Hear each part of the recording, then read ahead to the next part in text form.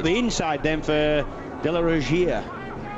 And what Toseland said was he was surprised, for example, going here through the Lesmo at the yo-yo effect of the way that the Suzuki could just snap away from him between the Lesmo turns. Yeah. And second, third, fourth gear, it's quick. Yeah.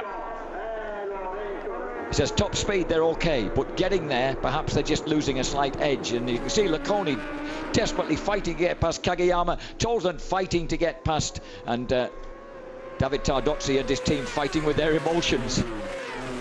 He says braking hard again from 180 miles an hour down to the incredibly committed 80 mile an hour left-hander into the Ascari curve. Yeah, and it's a lot faster than 80 coming out. Oh, inches apart. Toseland looks under his left armpit. He knows, he can see now that he's got a good gap. So I beg your pardon, that was Lecconi looking under his left armpit. There's no one right behind him. He can carry on. And to making life hard for the Suzukis. Look at this, Killy's coming. Killy going up the inside of Stalker. Frankie Killy. And Stalker going around underneath him, right back and Killy trying to come back. Oh, Killy trying to come back on him. Absolutely neck and neck coming down the straight. Stalker, he didn't know whether he had a flat out speed on the PSG1 Kawasaki, but I tell you what, there's nothing much wrong with that, but in the end he has to give best under braking to the Claffey Honda. Right behind him is number 41 Noriyuki Haga in 8th place for Yamaha Italia.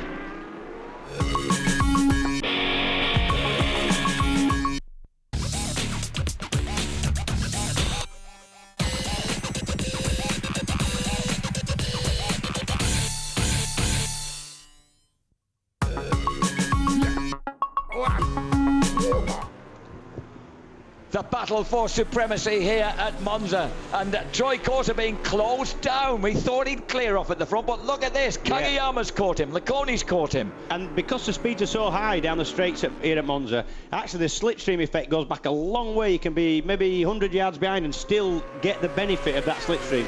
So that's why they're managing to hang on to him at the moment. And look at Pitt. Pitt is impressive. He said that they've got more stability under braking, which is essential around here, and that he was feeling a lot better with the bike. The front tyre was lasting better. Yep, they've struggled for having not a lot of testing time, as have most of the other teams as well, with the exception of Suzuki, who tested extensively. And have done a couple of days here since Valencia. Yeah.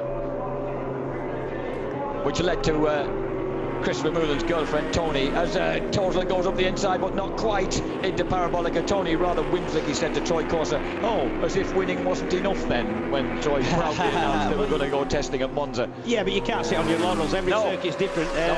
You know, you need to test every circuit, and when that's what you're up against. Look at this, how close do you want it as Toseland goes alongside as they whip past our Coventry position, elbow to elbow into the first turn. Has he done it? He has. Well done, James Toseland, defending champion. That's a brave move. He's got it too quick, and he had to cut across the green patch on the inside, and he waves an apology to Andrew Pitt. Pitt acknowledges the apology with a nod of the head. And great sportsmen, these guys, and a lot of respect on and off the track. At the front, Corser is really getting hounded now by Yukio Kageyama, the fastest man in Superpole, and Regis Lecconi. 4th, Toseland. 5th, Andrew Pitt. Behind them, 6th is Killy, 7th, Walker, 8th, Haga. And 9th, already, Carl Muggeridge has just whipped his way past Norik Arbe. Sensational recovery by the man who was fastest throughout practice until Superpole. And that's what David Tardozzi thought of that move. Don't know whether Andrew Pitt would have been so impressed. It's actually lucky that chicane, there's so much bumping and boring goes on there. They've actually taken some of the grass up, put tarmac down on the wrong side of the rumble strips, and then painted it green, like you can see there.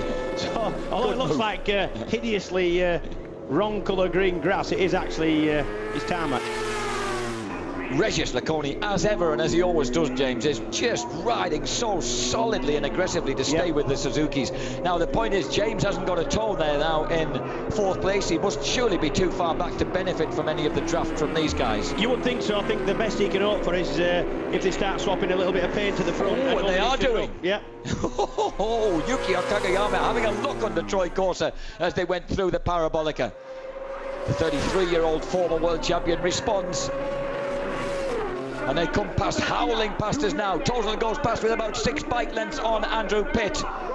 And then it's Killy, Walker and Muggeridge. Muggeridge in 8th place now, past Noriyuki Haga, and really burning a groove in this track. He must be livid with himself after that mistake, getting off the line and completely bogging it off the start line.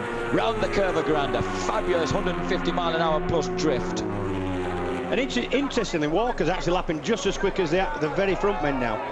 Now coming into this turn, incidentally, oh, Laconi! Oh, yes. Listen to the noise! Would that be an Italian bike going into second there, Jack? I think it might be. But coming into that Della Roggia before Superpole yesterday afternoon, there was a horrendous collision between Nori Haga, who'd just gone out onto a lap, Sebastian Jambert, who was in the middle of a really fast lap.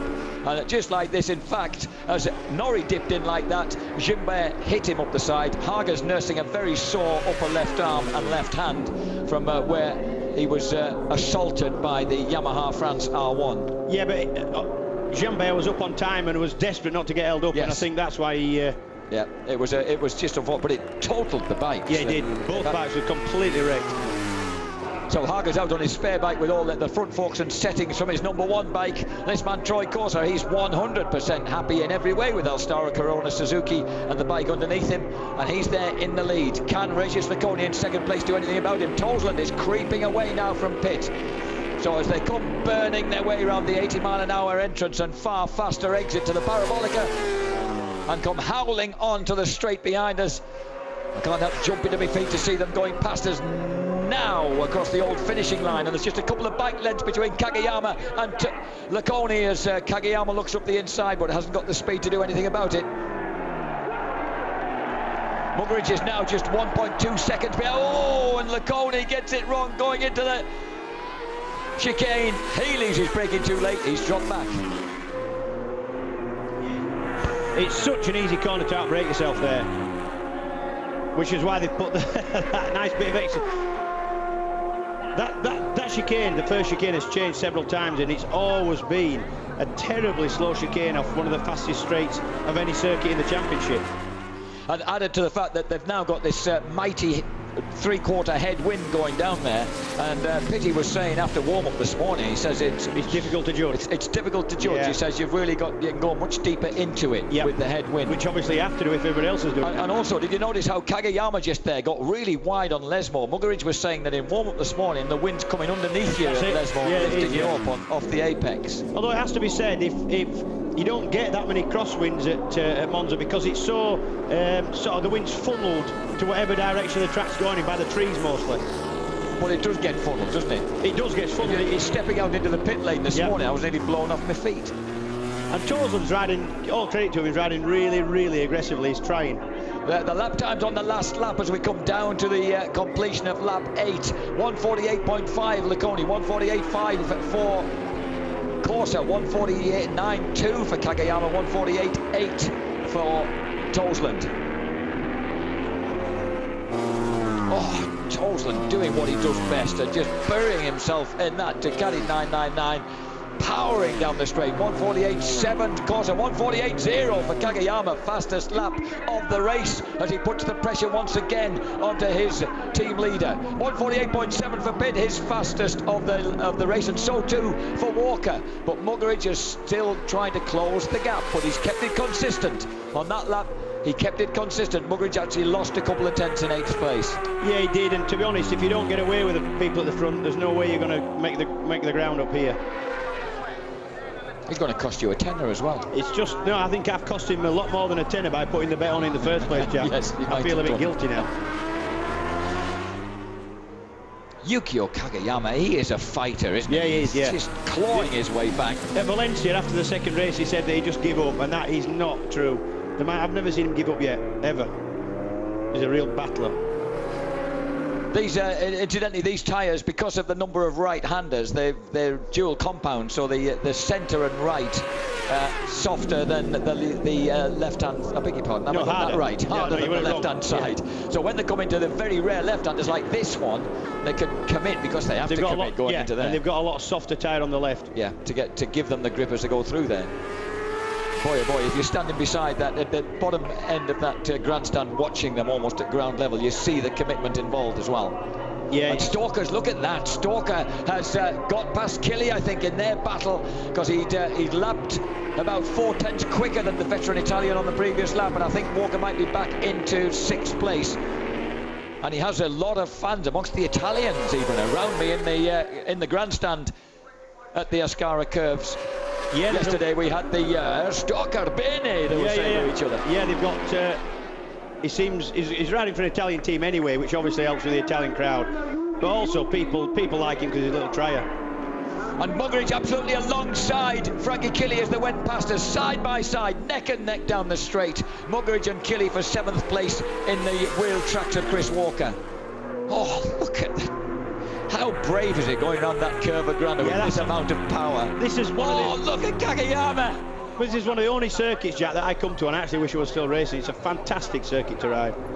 So quick.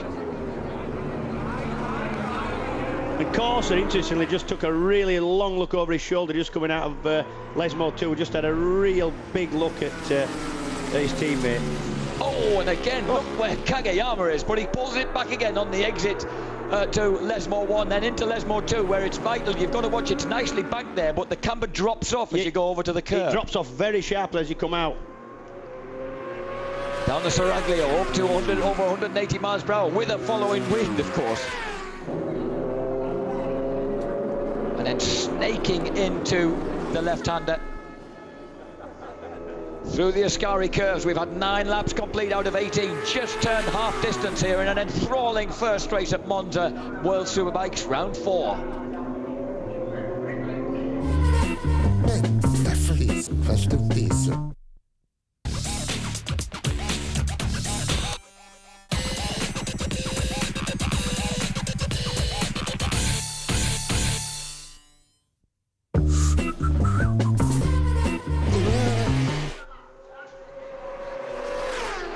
The battle on between the Suzukis of Troy Corser and Yukio Kageyama. Right behind them is number 55, Regis Laconi, the French former European 250cc champion and one of the few men, the half a dozen men who's won both MotoGP and World Superbike races. And the roar from that vast crowd at turn 1 as he closes in once again on the Suzukis.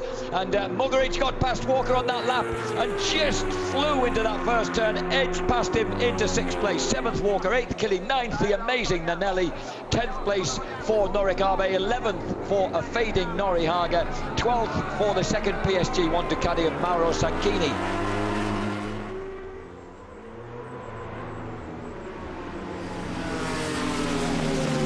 Thundering round the Lesmo underneath the trees, that terrific noise of that Ducati. You never get the impression that Kageyama's waiting for things to happen. You always get the impression that he's making things happen. Yeah, you do, yeah. I just like the way he rides. The chute down here, it's fantastic when you're going through there with the trees and everything closed in around you at like 45 kilometers per hour. What it feels like at 180 miles an hour. Well, that's where the old circuit goes across the top of this circuit we're on now. That's right. Well, the bank section goes right over your head. It's extraordinary. It is. Here we come once again. Yukio Kageyama looking left and right, and look, you can see in the background Muggeridge exiting the Ascari curves. And he's pulling away from Chris Walker behind him. Again, Kageyama can pull that tight line. It was bedlam going through here on the final lap of the European Superstock race, in which Sofooglu got the better of Rakoki, and right behind them Craig Coxhill as they flashed across the line. Say them first two again, Jack, for me. I can't. Not without reference. Oh, look at that. The 3 of them lined up in perfect formation. And all credit to Regis Laconi, who may have been a little concerned about his concentration and stamina after that huge accident 2 weeks ago, but he's not showing any sign of backing off here. I tell you what, that Ducati of Laconi's actually turns really, really quick. It turned considerably quicker than... And he's having... That was a definite attempt to get around the outside, and he's done it. I think he's done it. He's got inside. Yeah, and that's exactly what we're talking about. He set him up at Curva Grande, went around the outside at Curva Grande, then put him to the inside into Del Regia. And the fastest man on that lap was number 1, James Toseland, 1:48.6 for Toseland. So Toseland, his fastest lap down the straight. Is he close enough to get a little bit of a draft from these guys? Not yet, I don't think. But if you can see himself sneaking, I don't know, he's pulling time back. He's pulling time back, He and is. incidentally, Muggeridge was as fast as Corsa and Kagayama on that lap as well, even though he's now away from Walker and on his own. Yeah, but that's now he's got some clear. It's the first time he's had actually a bit of clear track in front of him. Regis Lacconi inspired. He says, well, he's an Italian track. Of course, he has an Italian grandfather. He lives just across the border in Switzerland, over the Alps, in the foothills of the Alps, and he loves this place. He speaks fluent Italian. He's aware of the fact that the Ducatisti are all around him in this circuit, and the atmosphere just building up like a cauldron. Has been all morning. That was a clean move, wasn't it? That's a textbook move, that's what you call straight from the textbook of how to pass somebody around. That was Francis Batta threatening Yukio Kagayama. I don't think he'll be doing that. I don't think so somehow. They go past us once again. Yukio a couple of bike lengths back, and Toseland 148.8, faster by a yard than the guys in front of him on that lap. And Muggeridge had a slower lap on that lap but he's still making some ground on Andrew Pitt, but James Toseland is a man on a mission in 4th place. He is, and if you listen to the crowd as well, they know it. All the shouts there were for Toseland going in through the first chicane. Come on, lad. Wow. Fast and furious action coming out of the Curva Grande. And the spectre of James Toseland looming up behind the front three. Can he keep up this spirited assault on the leaders? He's only got 6 laps to do it, which isn't a lot round here. The speeds are that high, the laps click by fairly quickly. He's coming. And Toseland, whatever it is, most of the riders, as I say, there were a couple of riders, Kagayama amongst them, who were going for the softest front as well as the softest rear. Yeah. Most of the guys were going for that medium front, the B compound and the A compound rear. Oh, and once again it's developed into a Suzuki 1-2. So we have Suzuki 1-2, Ducati, where we thought it might have been Honda, 3-4. Yamaha 5, and the first Honda Muggeridge in 6th place. 9.8 seconds behind the leaders. I think if Muggeridge had got away with them, and if Vermeulen's bike hadn't have exploded, I think we would have had a couple of Hondas in the mix as well. I think Killy has got the better of Walker once again. He's just nudged back past into 7th place.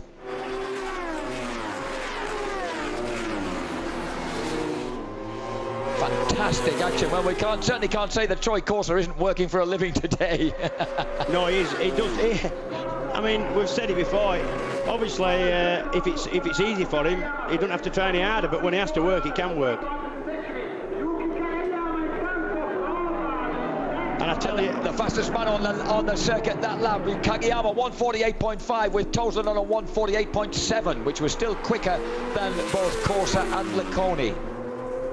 A lot quicker than Lacconi, nearly half a second quicker. But he actually needs to pull about half a second a lap to get anywhere near at the end. Come on, JT. Toseland is just putting everything into this pursuit. And Andrew Pitt, a really impressive ride in 5th place for the former World Supersports champion. Giardozzi in the red corner. Francis Batta in the yellow. Yeah, the yellow and blue corner, yeah. Francis Batta's a good man. We were chatting with him after Valencia, and we had a lot of fun with him, didn't we? A man with a big warm heart. Yeah, he is yeah. Fantastic. He is as he looks. And again, James Toseland edging in on the leaders as they go plunging down underneath the fantastic banking that was rebuilt at the end of the 1940s, having been damaged because this was actually a World War II military base, Monza, and it got quite extensively damaged in World War II, the banking particularly. What, the people? I was out there on the banking having a walk yesterday evening, and I picked up a bit of concrete that was a little bit loose, and I was going to bring it home, but it weighed a bit because Mark Heckles nicked a bit of concrete to take home. Yeah. I've got a bit of concrete from him. Everybody takes a bit of. I'm building my own banking. Every year I take a little bit of banking over me. I could have contributed, but when I found that I didn't know how to restart the scooter that Muggers had lent me, and I had to push it back, I decided to discard the concrete. Well, you know. And that was Toseland on a 148.5, which is the fastest lap on that lap, and his fastest lap of the race. Yeah. I tell you, this is what Toseland needs, exactly this. Little bit of confidence, and I tell you what, you're going to see him get away with him in the second race, and I reckon run right up front from the beginning, because all you need, Randy, is confidence. And he knows he's got the speed now. Killy's still there in 7th. Walker still a spectacular 8th. Nanelli a superb 9th on the GANCR Ducati in a kind of guest ride, and he's about just 7/10 ahead of Noric Arbe. They're having a terrific scrap also with Nori Haga. Whenever Arbe and Haga get together, neither of them want to get beaten by the other. No. And you can tell Manelli's not keeping his powder dry for the Supersport race, because that's the man who's riding 3 races today. That's right, and he's 3rd on the grid in Supersport. Yeah. Oh, Corsa gets it. He got right out on the rumble strip there and got thrown sideways. Kept the power on. Now Torsland, he's definitely close enough now for a slipstream, definitely. Look at this, Torsland, this just absolutely celebrating the fact he's got moved into his new house at Ramsey on the Isle of Man. His Steinway Grand is there. The place is a complete mess, but at least he's not living in a hotel in Douglas anymore. No.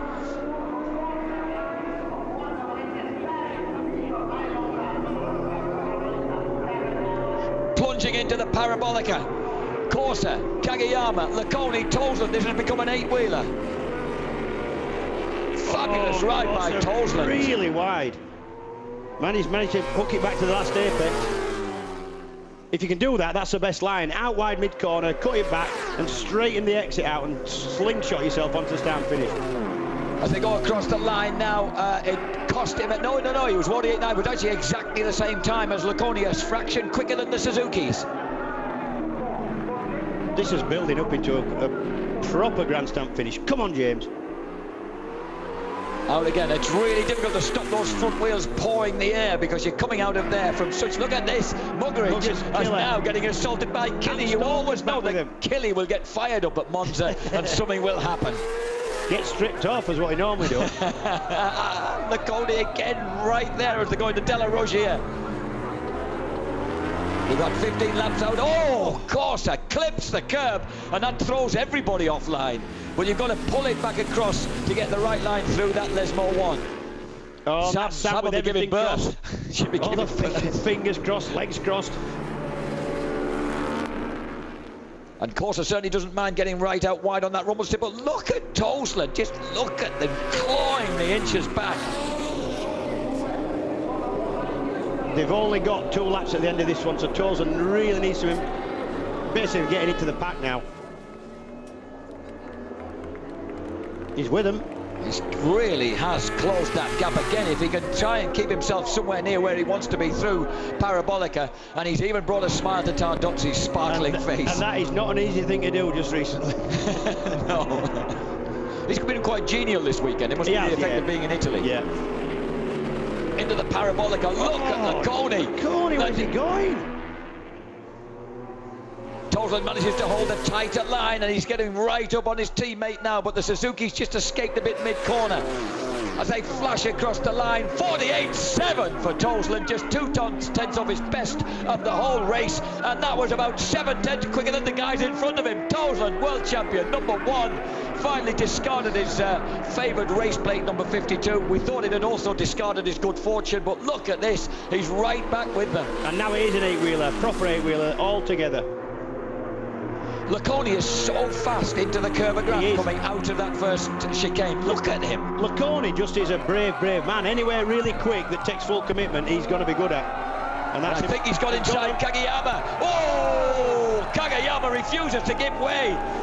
Oh, and that leads him down and through. That gave Torsland just what he needed. A wide home door. But it let Corsa off the hook. Corsa's got breathing space at the front. Kageyama's back into second, and an incensed Laconi. Now, Torsland needs to keep the momentum going now, because for sure Laconi's going to come straight back at him. Torsland definitely needs to have a go at Kageyama straight away. Can he get close enough down the Seraglio? Here comes Laconi up the inside as they go into Ascari curves. James will know he's there. You'll be able to hear him there. Yeah, you can hear the Ducatis coming from miles back. You can hear the thumping and the sort of induction knock you get from the airbox. Oh dear, and we've got to move. Please keep out of the way, son, whoever you are. It's number 21. Oh hell, Michel Nickmans, the 39-year-old They didn't let him slow race. coach from Belgium. They must have done. He's there. He was not qualified at the outset, but when Lucio Pedicini sadly broke his collarbone and couldn't race, they must have let him back in, and the Suzukis have just got away again through that final fast section. as they howl across the line. Corsa, Kageyama, Toseland, Laconi, and the fastest man on track, would you believe, Troy Corsa pulls out a 48.8 on that lap, and he and Kageyama have just eased the gap on the two Ducatis. Kageyama, and just look how quick Laconi's going to go in here. I think he's going to try and set Toseland up at Curva Grande and De La Regia again. He's particularly quick around this part. Look how close Kageyama is as he shadows his team leader into here. Is he going to try and do a Laconi? Has he got the brakes to do it? Has he got the bottle to do it? Not there. Yes, he has. He has. Corsa straight back. Oh, Kageyama's not going to want that to happen. He's got to get back to him quickly, and Troy Corsa really makes it. Kageyama going round the outside. Where's he going? Kageyama all over the shop, but he really looked for a moment as if he got through then. He did get through. He went in a little bit towards. Oh, look, he shakes, almost shakes his head as if to say, Come on, what about that? Toseland's with him. Francis Banner, well, he's about to give birth as well. Here comes Toseland. Can he get anything on the brakes going in, or is it better to wait for Parabolica? He's going to shadow him through the Ascari curves, if that's the right word. He needs to come. He needs to get a good drag, and he has. He's got a tighter line out of than Kageyama. Oh, and Kageyama's shaking all over the place. It might have given Toseland a chance. No, he's got to hold it for the Parabolica.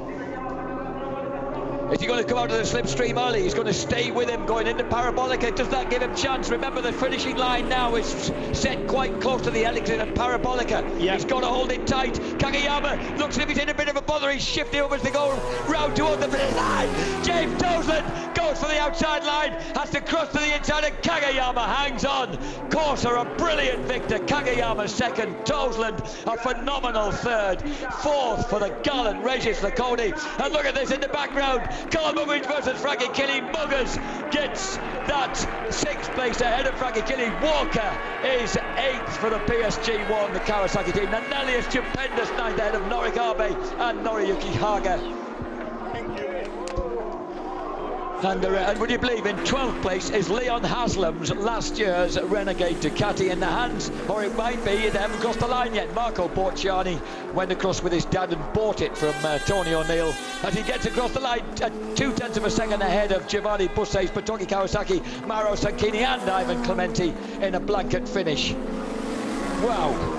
Yeah, what was I saying? Borciani, he didn't like the Yamaha, so he went and bought himself a Ducati. It's all right when you've got the wedge. Nice when you can do that. What a finish. Fantastic finish, yeah. And Troy Corsa, what a brilliant ride. Well, we said that he'd got to prove that he could mix it a bit, and he certainly showed it a bit then. Toseland tried absolutely everything. He's got to be pleased with that. That's done his confidence. It'll have done his confidence. No end of good with that.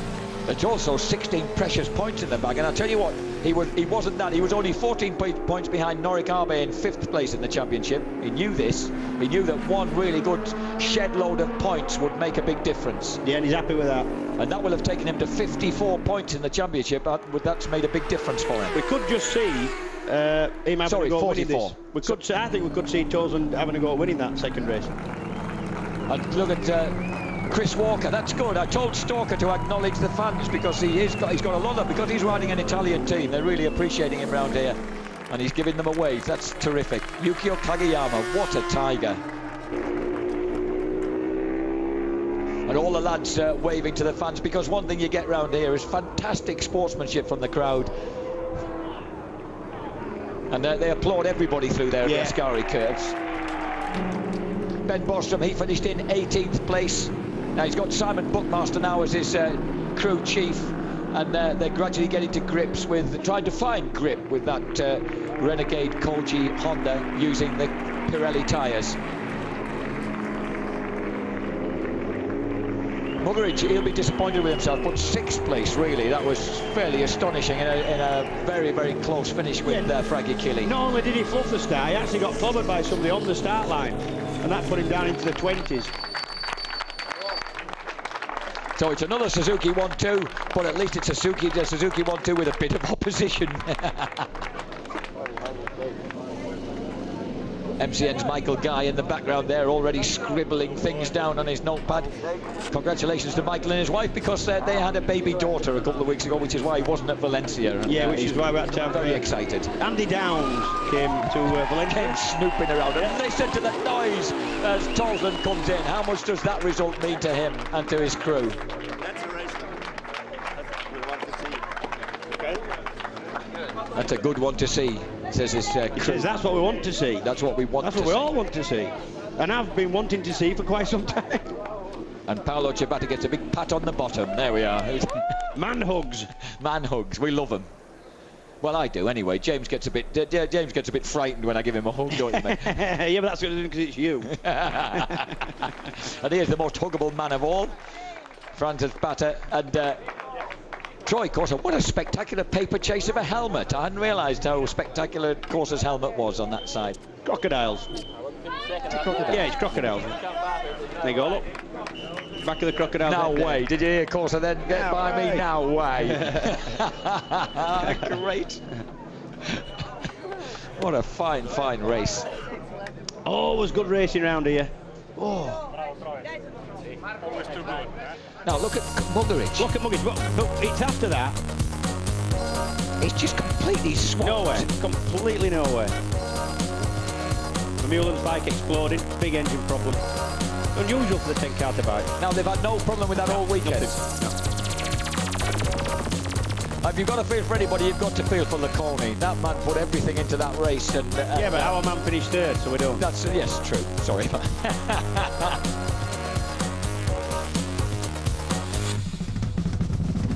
Laconi would pull moves like this in the Delhi Rush here and frighten the wits out of Francis Batta. But look at the way that Kageyama would retaliate. 200 miles an hour into a headwind down the straight. And all the time, James Torsland's clawing the back. Giorgio from Pirelli on the left-hand side of the picture there. And look at that move, that response there. That was the moment that really cost Laconi when Kageyama would not give way. Incidentally, our thanks to Pirelli, because we had a fantastic tour of their headquarters, their factory and their R&D department on Friday afternoon and evening, and a lovely meal in a restaurant afterwards. Just brilliant. Oh, James! At that point, it looked like he managed to make it round the outside, but when he hit that headwind, it stopped him. So Torsland gets